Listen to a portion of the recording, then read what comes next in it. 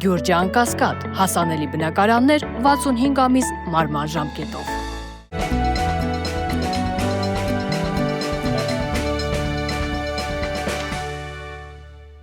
Բարև ձեզ։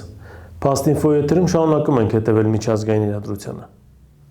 Նախ մի փոքր անդրադառնանք, թե ինչ է կատարվում Հայաստանում, քանզի ըստ լրատվամիջոցների Հայաստան է ժամանել Ադրբեջանի փոխվարչապետ Շահին Մուստաֆայևը։ Մեր հաջորդ հանդիպմանը մենք մանրամասն կանդրադառնանք այս հանդիպմանը, բայց այս պահին միայն ընդգծենք, որ ցավոք սրտի հերթական անգամ առաջին այդ մասին մենք տեղեկանում ենք ադրբեջանական աղբյուրներից։ Նոր դրանից հետո Հայաստանի պատկան մարմինները հայտարարություն են տարածում։ Սա նորմալ չէ, եւ ըստ էության ժամանակն է արդեն, որ Հայաստանի արտգործնախարարությունը փոխի իր գործելավոճը եւ չդրթի հայ հասարակությանը տեղեկատվության աղբյուր համարել ադրբեջանցիներին եւ այնտեղ փնտրել տեղեկատվություն հայ-ադրբեջանական հարաբերությունների օրակարգի վերաբերյալ։ Սա իմիջայլոց։ Հիմա հասնենք այսօրվա բուն թեմաներին։ Առաջին թեման, որին ցանկանում եմ անդրադառնալ, կապ ունի Մերձավոր Արևելքի հետ, դիցուք Արաբական Միացյալ Էմիրությունների հետ։ Էմիրությունները հայտարարում են, որ մայիսի 1-ից դուրս են գալիս OPEC-ից եւ OPEC+-ից։ Սա մեծ քայլ կարող է լինել եւ բավականին լուրջ ազդեցություն ունենալ տարածաշրջանի վրա։ Արաբական Միացյալ Էմիրությունները OPEC-ի անդամ է 1965 թվականից եւ հիմա հայտարարություն են տարածում, թե իրենք որոշել են դուրս գալ, քանի որ որոշում են ինքնուրույն ըստ էության սահմանել նավթի գները։ Սա լուրջ հարված է առաջին հերթին Սաուդյան Արաբիային, իր մերձավոր դաշնակցին, քանզի Սաուդյան Արաբիան եւս նավթի վաճառքից գոյացած եկամուտներով է ապրում։ Եվ հիմա, երբ Էմիրատները դուրս են գալիս OPEC-ից եւ իրենք են սահմանելու նավթի գինը, Սաուդյան Արաբիայի համար ծանր օրեր են սպասվում։ Բացի այդ, Սաուդյան Արաբիայի հետ միասին իրենք կոալիցիոն գործընկերներ են եղել եւ պայքարել են Լիբիայում, պայքարել են Եմենում, պայքարել են այդ պետությունների դեմ եւ ըստ էության հիմա ստացվում է, որ երեկվա դաշնակիցների միջև հարաբերությունները ոչ միայն սառում են, այլև կարող են լուրջ բախման պատճառ դառնալ։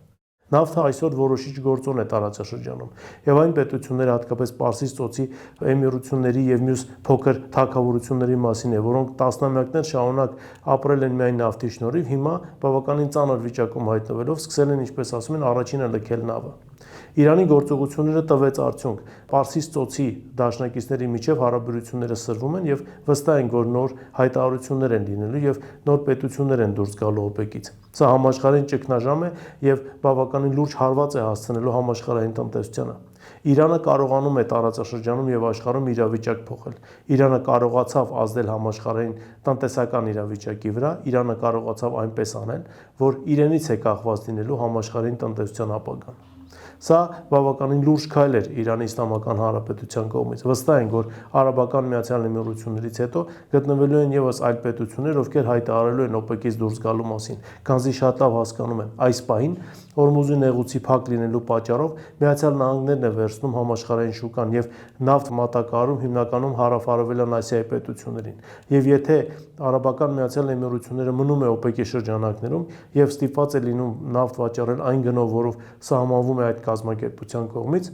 ապա սա տնտեսական առումով բոլորովին ձեռնտու չէ լինելու Էմիրատներին եւ հետեւաբար այս որոշումը եւ սպասելի էր եւ բավականին վտանգավոր։ Այնպես որ սպասենք տեսնենք, թե իրավիճակն այստեղ ինչպես է զարգանալու։ Երկրորդ թեման, որին ցանկանում եմ անդրադառնալ, Ուկրաինայի հետ է կապված։ Եվրոպական միությունում բացահայտ արդեն նշում են, որ մոտ ժամանակահատվածում Ուկրաինան ոչ Եվրոպական միության, ոչ էլ ՆԱՏՕ-ի անդամ չի կարող դառնալ։ Խոսքը իհարկե առաջին հերթին 2028 թվականի մասին է, երբ ընդլայնումը կարող է լինել։ Նաև Գերմանիայի կանցլեր Մերցն է հայտարարում, թե ուկրաինացիները Եվրոպական միության անդամ եւ ՆԱՏՕ-ի անդամ դառնալու համար պետք է պատրաստ լինեն տարածքային կորուստներ ունենալ։ Հետաքրքիր է, եթե 2004 թվականին եվրոպացի չինովնիկները Կիևում, Մայդանում ուկրաինացիներին ասեին, որ իրենք Եվրոպական միության անդամ դառնալու համար պետք է տարածքային կորուստներ ունենան եւ մոտ 2 միլիոն մարդու եւ անհետ կորածի կյանք զոհաբերեն, ապա ուկրաինացիները կհամաձայնվեին այս ամենին։ Ինչու ենք այս հարցը բարձրացնում։ Սա պետք է դաս լինի հետխորհրդային տարածքի մյուս պետությունների եւ ժողովուրդների համար եւս։ Եվրոպացիները իրենց սովորության համաձայն խոստանալու են ամեն ինչ, խոստանալու են ոսկի սարեր, միայն թե այդ պետությունները իրենց քաղաքականությունը համաձայնեցնեն Եվրոպական միությանը եւ անեն այն, ինչ իրենցից պահանջվում է Բրյուսելում։ Իսկ դրանից հետո թե ինչ կլինի այդ պետությունների հետ, Եվրոպական միությունում անկեղծ ասած այդքան էլ չեն անհանգստանում եւ դա իրենց պետք չէ։ Ուկրաինան վառ օրինակ պետք է լինի բոլորիս համար։ Իսկ եվրոպացիները ազնիվ են իրենց հայտարարություններում։ Նրանք հստակ նշում են, որ որևէ այլ պարագայում Ուկրաինան չի կարող դառնալ Եվրոպական միության անդամ, եւ հարց է, թե առհասարակ Ուկրաինան կդառնա Եվրոպական միության անդամ թե ոչ։ Այս պարագայում Մերցը նշում է, որ Եվրոպական միության եւ ՆԱՏՕ-ի անդամ դառնալու համար Ուկրաինան պետք է հստակեցնի իր սահմանները հարևանների հետ եւ առանց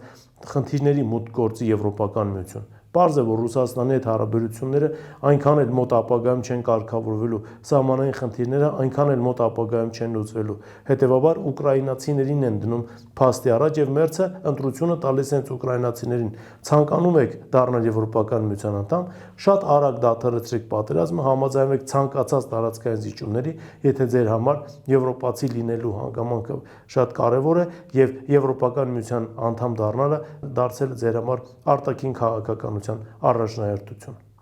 Սպասենք տեսնենք, թե որն է լինելու Կիևի պատասխանը եւ ինչ նոր զարգացումներ են մեզ սպասվում այս ուղղությամբ եւս։ Եվ վերջին թեման, որին ցանկանում եմ անդրադառնալ, կրկին կապ ունի Մերձավոր Արևելքի հետ։ Այնպիսի տպավորություն է, որ չկարողանալով Իրանում լուրջ գործողություն իրականացնել, Միացյալ Նահանգները եւ նրա դաշնակից Իսրայելը տարածաշրջանից հեռանալուց առաջ որոշել են պայթեցնել տարածաշրջանը մի վերջին վատություն անելով նաեւ մեզ բոլորիս։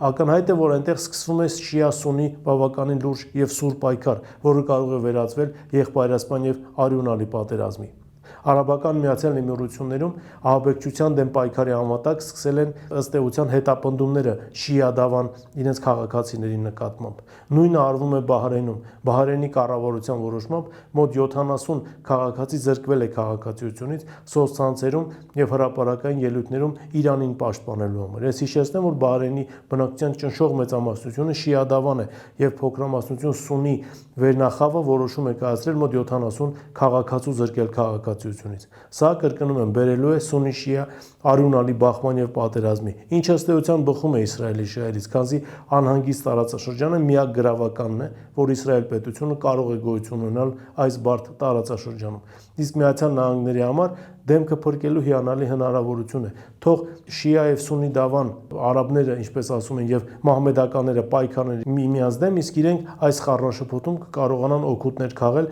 միաժամանակ զենք վաճառելով եւ նրանց։ Այդպիսի փորձ Միացյալ Նահանգները արդեն ունի։ 1980-88 թվականի Իրան-Իրաք պատերազմի ժամանակ Միացյալ Նահանգները զենք էր վաճառում եւ Իրաքին եւ ըստ էության Իրանին։ Եվ կողքից հետևում, թե ինչպես են միմյանց կոտորում 8 տարի հետո, չկարողանալով հասնել որոշակի արդյունքի, կողմերը որոշեցին գնալ խաղաղության պայմանագրի ստորագրմանը։ Նույն բանը լինելու է հիմա։ Եվ կրկնում եմ, սա վերջին վատությունն է, որ Տրամպը եւ Իսրայելի վարչապետ Նեթանյահուն կարող են անել Մերձավոր Արևելքին։ Սպասենք տեսնենք, թե այստեղ եւս իրադարձությունները ինչպես են զարգանալու։ Այս թեմաներն էին, որոնց այսօր ես ցանկացա անդրադառնալ։ Այսօր այսքանն է, շնորհակալություն, կհանդիպենք եթերում։